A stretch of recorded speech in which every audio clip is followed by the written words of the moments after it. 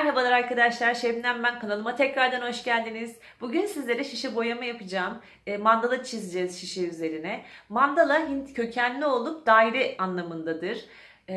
Hindistan'da ritüel olarak kullanılan, devamlı çizilen fakat diğer dinlerde de meditasyon amaçlı kullanılan sembolik çizimlerdir. Olumlu enerjilerle çizerseniz, olumlu duygular yüklerseniz karşılığında çok iyi şeylerle karşılaşacağınızı düşünüyorlar. Fakat olumsuz enerji yüklerseniz karşılığında olumsuz olayların çıkacağını düşünüyorlar. Kağıt üzerine çizilen bu olumsuz mandalayı da yırtıp atıyorlar. Fakat biz bugün şişe üzerine çizeceğiz.